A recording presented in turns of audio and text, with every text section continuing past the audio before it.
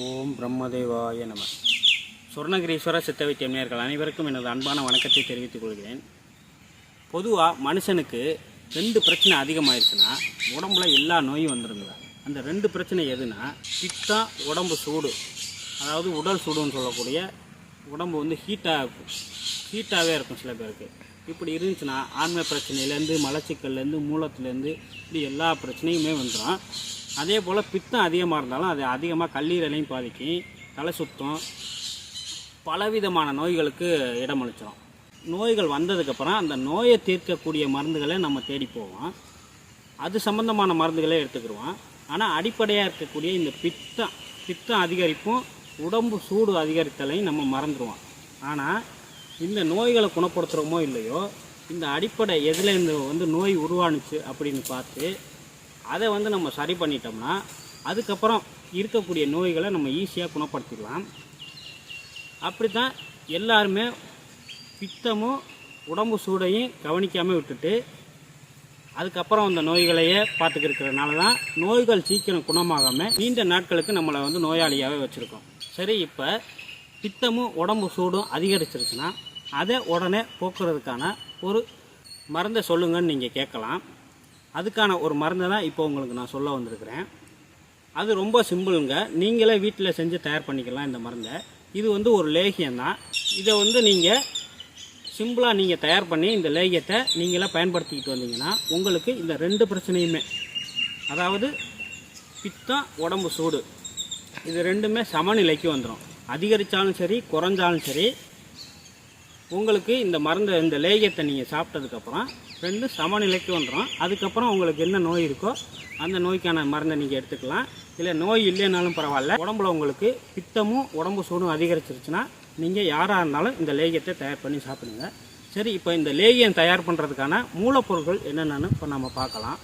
இதுக்கு நாம் என்னென்ன மருந்துகளை எடுத்துக்கணும்னு பார்த்தீங்கன்னா, முதல்ல கசகசா ஒரு 150 கிராத்துக்கு எடுத்துக்கோங்க. இதுதான் இந்த மருந்தில் அதிகமாக எடுக்கக்கூடியது. அதுக்கப்புறம் ஏலக்காய் ஒரு 20 கிராம், சாதிப்பத்திரி 20 கிராம், சாதிக்காய் 20 கிராம், வால்மிளகு 20 கிராம், கிராம்பு 20 கிராம், நாட்டு சர்க்கரை 250 கிராம், 1/4 கிலோவுக்கு எடுத்துக்கோங்க. பசும்பால் 1 லிட்டர் எடுத்துக்கிறங்க. தேன் 50 ml, நெய் 50 ml. இப்போ இதில் சர்க்கரை, பசும்பால், தேன், நெய்யெல்லாம் ஓரமாக வச்சுக்கிறோங்க. இப்போ நான் முதல்ல சொன்ன அந்த கசகசா, வால்மிளகு இந்த மாதிரி ஐட்டங்களை நீங்கள் என்ன பண்ணுறீங்கன்னா, இந்த மாதிரி மருந்துகளை நல்லா வெயிலில் காய வச்சு இடித்து பொடி பண்ணி துணியில் சலித்து எடுத்துக்கிறங்க. எடுத்ததுக்கப்புறம் தான் இந்த அளவுகள் 150 கிராம் 20 கிராம்ங்கிறது கரெக்டாக இருக்கும். முதல்ல மருந்தை இடித்து பொடி பண்ணுறதுக்கு முன்னாடி எடுத்து வச்சுட்டிங்கன்னா மருந்தோட அளவு மாறுபடும். அதனால் பொடி பண்ண மருந்துகளில் தான் நீங்கள் இந்த அளவு எடுத்துக்கிற வேண்டியிருக்கும். சரி, இப்போ லேகியம் எப்படி தயார் செய்கிறதுன்னு பார்ப்போம். இந்த மருந்துகள்லாம் என்ன பண்ணுறீங்கன்னா, சரியான அளவில் எடுத்து மிக்ஸ் பண்ணி வச்சுக்கிறோங்க. இப்போ என்னென்னா, ஒரு தாச்சியை நல்லா அடுப்பில் வச்சு நெருப்பை பற்ற வச்சுட்டு இந்த 1 லிட்டர் பால் இருக்குல்ல, நல்ல பசும்பால், இந்த பாலை தாச்சியில் ஊற்றி கொதிக்க விடுங்க. அதுக்கப்புறம் நாட்டு சர்க்கரை 1/4 கிலோ நாட்டு சர்க்கரை எடுத்து நல்லா அந்த பாலில் போட்டு நல்லா கிளறுங்க. இது எப்படின்னா, நல்லா பாகு மாதிரி வரணும், சர்க்கரை பாகு மாதிரி வரணும். சர்க்கரை பாகு மாதிரி நல்லா கலந்து கொதிக்கும்போது அதுக்கப்புறம் இந்த ஏற்கனவே தயார் பண்ணி வச்சுருக்கிற இந்த பொடி சரக்குகளை நீங்கள் அந்த சர்க்கரை பாகுல நீங்கள் கொட்டணும். அதாவது அந்த பாலில் கொட்டி நல்லா கிளறணும். இப்படி நீங்கள் கிளறிக்கிட்டே வரும்போது கிட்டத்தட்ட ஒரு லேகிய பதத்துக்கு வரும். நல்லா திக்காக அந்த பாலெலாம் வற்றி மருந்தில் நல்லா கலந்ததுக்கப்புறம் கொஞ்சம் கிளற முடியாத நேரத்துக்கு என்ன பண்ணுறீங்கன்னா, தேனும் நெய்யும் இருக்குல்ல, 50 ml தேன் இருக்கும், 50 ml தேன், 50 ml நெய் இருக்குல்ல, அதை 2ஐயும் ஒன்றா விட்டுருங்க. விட்டு நல்லா மறுபடி கிளறுங்க. கிளறினதுக்கப்புறம் உங்களுக்கு ஒரு அருமையான பித்த லேகியம் தயாராகிடுங்க. அதுக்கப்புறம் நீங்கள் அடுப்புலேருந்து எடுத்துருங்க. எடுத்து நல்லா ஆற விட்டு அதை ஒரு பாத்திரத்தில் அடைச்சி வச்சுக்கோங்க. ஒரு பீங்கான் பாத்திரமோ, கண்ணாடி பாத்திரமோ, இல்லை ஒரு பிளாஸ்டிக் பாத்திரமே இருந்தாலும் பரவாயில்ல, பிளாஸ்டிக் டப்பாவில் போட்டு அடைச்சி வச்சுக்கிறீங்க. இவ்வளோ தாங்க இந்த லேகியம் செய்கிறதுக்கான ஒரு ஈஸியான மெத்தேடு. இந்த லேகியத்தை பொறுத்தவரை இவ்வளோ ஈஸியாக செஞ்சுட்டோமே நீங்கள் அசால்ட்டாக நினைக்காதீங்க.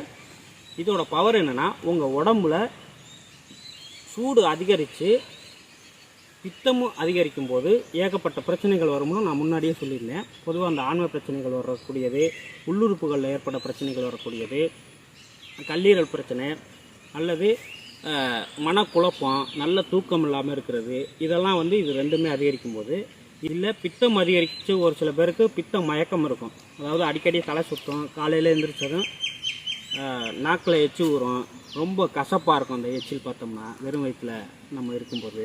சில பேருக்கு வந்து இந்த வெளியூர் பயணங்களில் கண்டிப்பாக வந்து அவங்களால பஸ்ஸில் போகவே முடியாது, உடனே வாந்தி வந்துடும். பஸ்ஸுன்னு இல்லை, எந்த வாகனத்துலையும் போக முடியாது.